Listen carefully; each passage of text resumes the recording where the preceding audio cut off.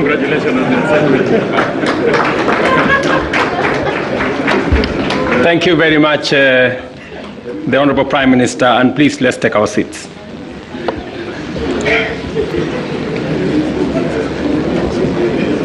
Your Excellency, Raila Amolo Odinga, Prime Minister of Kenya and party leader of my former party.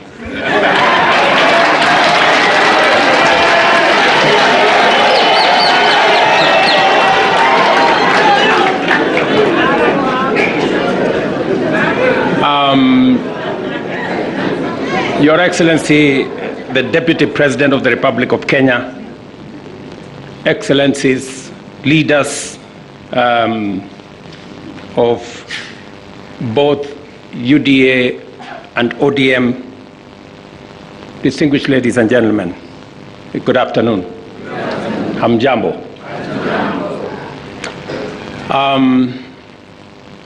I want to associate myself with the comments that have already been made by my elder brother, Raila Odinga, on the journey that we have come as our two political formations. When His Excellency Raila Odinga decided to run for the position of Africa Union Commission Chair, it was obvious to me that, number one, as a citizen of this country, I owed him support. And it was also clear to me that knowing him as a Pan-Africanist, as a leader with experience, and that he had immense understanding of issues Africa, he qualified for not just my support, but that of the government of Kenya. And that is why we went out of our way to support his candidature. As he has said, there were many propositions about his candidature. There are those who said my support for Raila Odinga was so that I could exit him from the stage. But there are those also who told me that by supporting the Honorable Raila Odinga and by him being the chair of Africa Union, I will be empowering him so that he can come and compete with me.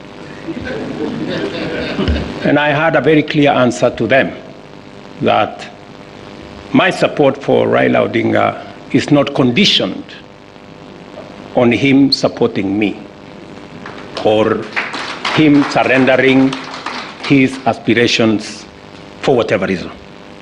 It was very clear to me that this support was deserved as a Kenyan. And I said then, and I will say again, that the Honorable Raila Odinga was a great candidate. He went out of his way. He ran a beautiful campaign, and I am very proud of his candidature. The outcome notwithstanding. And when he came back, we have been working together in the broad-based arrangement that we have, that is inspired not by what is in it for me or him, but how we can close ranks and deal with the issues that affect the people of Kenya. And that brings us to this moment. And I must congratulate the Honorable Raila Odinga and the ODM party for their boldness and courage to take the position for Kenya and for the people of Kenya. That to me is a very bold decision. It's a very courageous decision. It may not be a popular decision, but that does not undermine the fact that it is the right decision to stand with the people of Kenya. And allow me to say that our country is undergoing major shifts across socio-economic and political spheres. Many of these transformations are occurring within the broader context of globalization and unprecedented technological, geopolitical, climatic, and demographic changes, creating an atmosphere of immense pressure, formidable challenges, and even an existential crisis.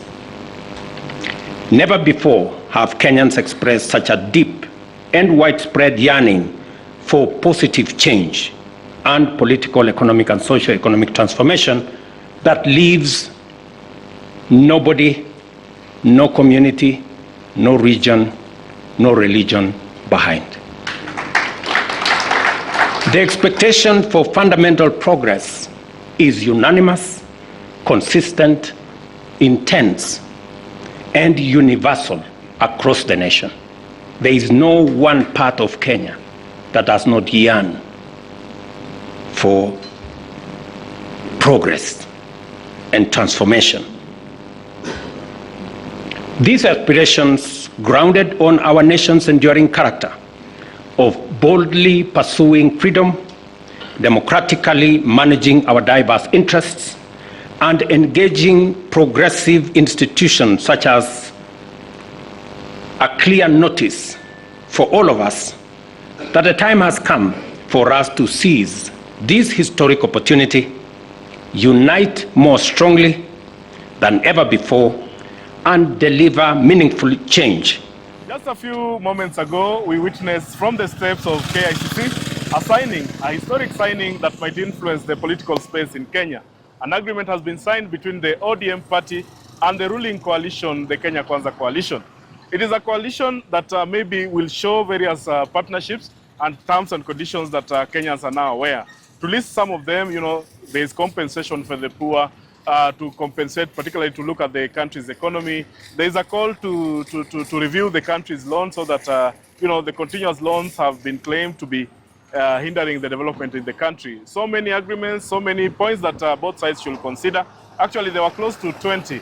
And it's just a matter of wait and see. The people on the ground have different opinion regarding the decision that was made this day.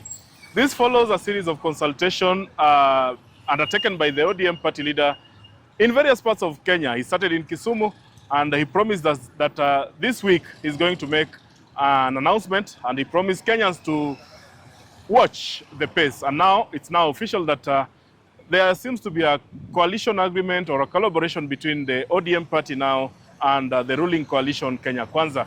So to residents of Kisumu, we have various voices, and I will just give them a chance to voice their opinion regarding the agreement that has been signed this afternoon. Tuanze nawe kama kiongozi wa wafanyikazi. Tumeona mkataba kati ya serikali na chama cha ODM. Sasa wewe kama mwananchi, maoni yako ni yapi, na ungependa sana viongozi hawa waangazie nini sana katika ushirikiano wao? Mimi naitwa Chadu Koloto. Nimesimamia wafanyakazi wa mahoteli. Yes. Na kitu ya kwanza, maoni iko kufikia wafanyakazi wote hapa Kisumu. Mbona unasema hamkufikiwa? Wako kuambia chochote. Tumepata tu kama, tumeona tu kama William Ruto, president wetu, na Prime Minister Raila Odinga kwa TV kama wanasaini. But sasa kuna shida upande wa SHA. Wafanyakazi nimeingiza kwa SHA karibu 5,000. But wakienda kwa hospitali hakuna matibabu. Mambo ya SHA, ningesema baba ya wananchi, tafadhali muangalie mambo ya SHA.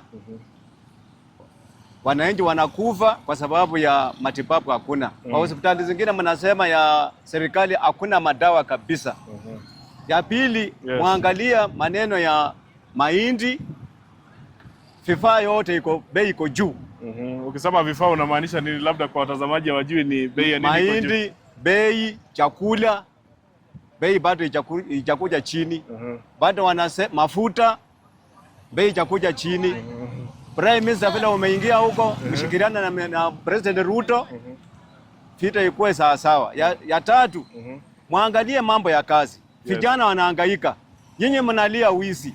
Wahangaika, vijana wanahangaika kazi na wasichana. Watoto wetu wamesoma lakini wana kazi.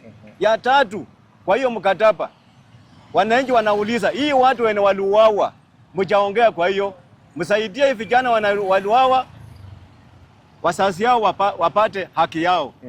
To me, I may say that the time limit which our Right Honorable Raila said he was going to consult the people was too minimum. Why do I say so? Because I think we are the residents, we are the people who feel the pain, who feel the weight of this bad economy. Yes. I think from the AUC, which went the way it went, after that, if Baba was so much concerned about the people of Kenya, he should have just come to the people themselves, not leaders who are elected by that particular party, which is ODM, to give their option. So do you mean the public participation that he undertook might be, they left out the people? Yeah, to me they left out the people because we are the people going through the pain. We are the people feeling the economy. Yes. These leaders who have been elected by the political parties are just there for their own gain. So if Baba could have come to us, something like community hall discussion, whereas everybody is invited, with those our elected representatives. Let's talk about the MP.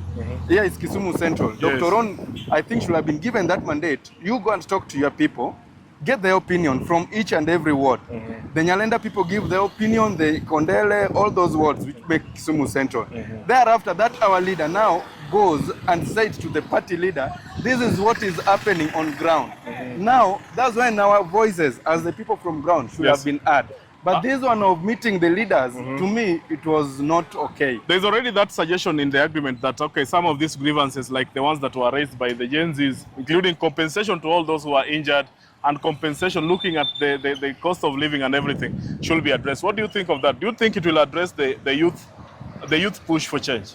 First and foremost, abduction, joblessness, health, those are the very, very things which are affecting the common wananchi. And if Baba could have talked to us, with the Gen Zs, we are the people who lost, they are those who lost their lives, they are those who lost their loved ones. And I think we are the people who should be consulted. Yes, they are going to talk about SHA is working. You see some leaders saying SHA is working, But I tell you, got there, even my son is sick. When I went there and I've registered with SHA, it's not working. So there are a lot of things which has been left out. Okay. This pact which has been done at the Kicc, to be very sure, is just going to benefit a little, very few people, not the common wananchi. So there's that worry that the leadership are likely to benefit than any other person. But if you were to tell the two leaders something about the agreement and what they would focus on in the remainder of their partnership. Okay, I'll be very sincere. Yes, the agreement has already been put in place. We've seen it. Yes. I will request His Excellency the President and Right Honorable Prime Minister Baba that if it is for the sake of the people, that you are really genuine about this signing of this pact, let it be for the people, not only few people gaining from it. We the youth, we are really suffering unemployment, insecurity, abduction, health, all those economy. Let the pact be for the people, by the people, and with the people. Let the pact be for the people, with the people, and by the people. Yes, that's what I can ask His Excellency the President and Baba. So seemingly you seem to be supporting they have signed it, but with points that they need to consider. Actually, even if I don't like, it has already been signed. Yes. So we are just giving our opinion that yes, it has been signed. Now, what remains for us as the common wananchi? Yes, it is there in place. There's nothing you can do. There's nothing we can do. Even if I say I'm not happy with it or happy with it, we're just trying to say, yes, you've done it. Please, now look onto our issues. Look onto the issue of common wananchi. Look onto the issues of common wananchi. Yes. Already we are seeing reaction from various quarter, particularly the politician. Kalonzo is tweeting that betrayal in politics is so deep. Gachagua seems that to be disappointed with Raila's move. Now, do you think Raila could have had a chance with the opposition leaders, maybe before this kind of an agreement with the government? Raila finds himself in a position depending on the electoral processes. Raila always won, and it is on record. Everybody knows Raila won, even the last elections, but it was rigged out. So Raila means well for all Kenyans. It does not mean well for just a few characters, and therefore he's not cut over a piece to be in opposition all the time. If the requirements of better Kenya lies in governance. Then Raila takes that position of governance. If the take of Kenyans, better Kenya lies on the position, then Raila takes the position. For now, if you do analysis in all aspects, it points to broad-based governance. Everybody being brought on board in terms of opportunities and responsibilities. And that's what Raila have done, and that's what the MOU is for. So I don't agree with Kalonzo or the former DP, Gachagua. Gachagua is on record to only actually camouflage for his people, the Mount Kenya. You see, Kenya is not just Mount Kenya, but Raila talks for all Kenyans. Yes. And you saw when he came back from AU, that was a very rigorous campaign of over 6 months.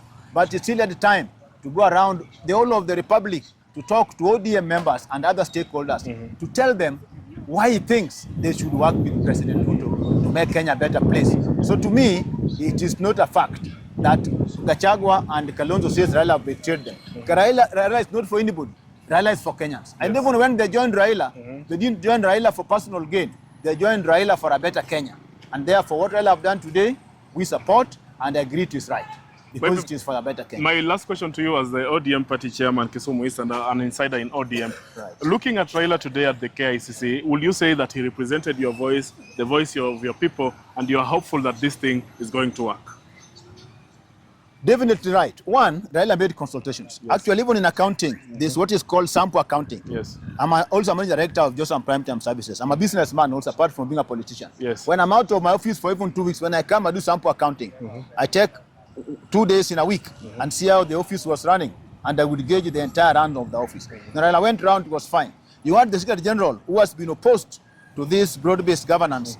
Our SG, Edwin Sifuna, Honorable yes. Edwin Sifuna say, is there on duty.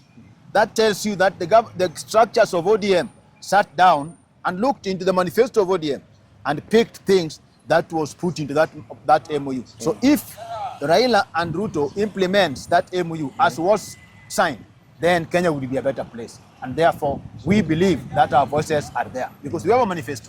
And that manifesto was not just brought on board. Yes. It was sourced through public participation.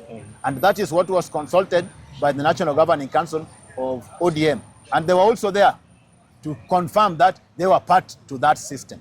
And the National Executive Council also sat and ratified that particular report. So we believe that that MOU covers our voices, and therefore we stand to support. We have been lucky to find the opinion leader and also an ODM, an insider within ODM. Actually, Director Robert Otuge is the chairperson, ODM Kisumu East constituency. And he says in summary that he feels that his opinion and the opinion of the ODM members and actually the borrowing from the ODM manifesto has been well captured in the memorandum of understanding that was signed this afternoon between the president and the ODM party leader Raila Amolo Odinga. For the people of Kisumu, yes, they support the partnership, and it's just a matter of time. They are calling on Kenyans to give time, and they are hopeful that the manifesto will come, or the memorandum will come to fruition. We've been coming to you live from the streets of Kisumu.